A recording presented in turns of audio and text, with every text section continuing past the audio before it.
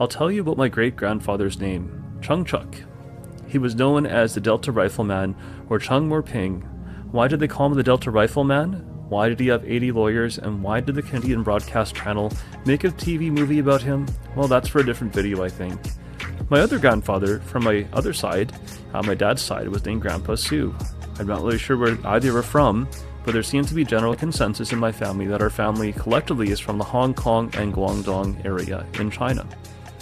In the early 1900s, Grandpa Chung left Guangdong, not because he was poor, but actually the opposite. He had family, wealth, even maids back in China. I don't know much of the family stories. It all seems to be secretive, and nobody knows all of it. My wife calls it the Sue family sea drama. Not sure what that means, but I'm going to believe her because I don't know any of the family back in China. Regardless, great-grandpa Chuck still chose to leave everything behind and cross the Pacific to Canada during the head tax era. He was chasing a better future with his father, but in doing that, our family slowly lost touch with where we came from.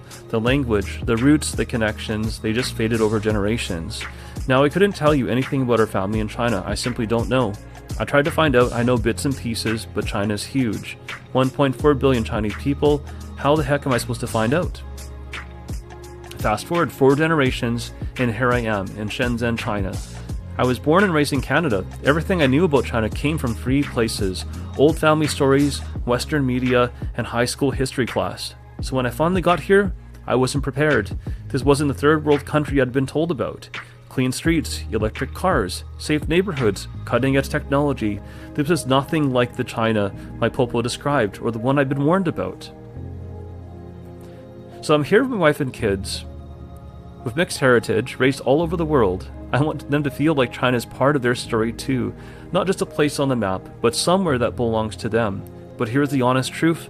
When we first came, I was very nervous. I didn't even know if we still had family in Guangdong or in Hong Kong. I still don't know. And how do we even start looking? I couldn't just walk around shouting, "Hey, does anyone here know a Chung Chuk from the 1900s? I'm pretty sure the cops would show up. All I know, and even that I'm not 100% sure about, was that his name in China was Chung Morping. So if you're someone in China and you know that name, message me please. I can't speak Mandarin. I'm not even sure if our last name Sue from my dad's side was the original spelling. Did it change at immigration? Was it always Sue in China? I have no idea. My dad spoke a bit of Cantonese, but I never learned it. My mom's half Chinese, half Irish, Scottish, French mix. And me, I married a Fijian woman. So yeah, our family's a bit of everything. To top all of this off, we are Muslims. So how did I go from never having a single interest in China, or trying to learn about my family history, from there to now? Everything changed in 2007, when my wife suggested we visit China. Honestly, I didn't want to go.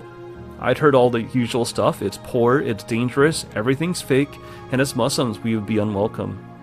Popo warned me not to go. School taught us China was a scary communist place, and back then I believed it. So yeah, I was nervous. We're Muslims, and I'd heard stories about the Muslims there and how they were treated. I thought we'd get hassled the second we landed, kind of like going through a Western country, even living here in Canada or crossing the United States border, whether then or today. But I was completely wrong. Western media was wrong. Even Popo's memories, understandable, but outdated, were wrong. Beijing, Shanghai, Shenzhen in 2007? They were already modern, clean, efficient, and the Muslim community strong. We visited centuries-old mosques, ate halal food, met other Muslim families. I couldn't believe it. This is not a scary place. And here's the thing. I've been coming back almost every year since, and I still get surprised. China keeps evolving in ways I don't expect. But last year something changed. We were in Chongqing on a boat at night. The city lit up. My kids were just staring in awe. And it hit me. The story of Grandpa Chung isn't going to end in Canada. It's not going to end with everyone done with China and just living our lives in Canada. And not knowing any of the roots here, I'm continuing this. I'm going to continue the journey back. Right back to the soil Grandpa Chuck and Grandpa Sue left. It's going to start with me. But I'm going to make sure my kids and their kids and their kids and generations after continue to touch this soil to keep coming back home to China. I already had business in Dubai and Hong Kong.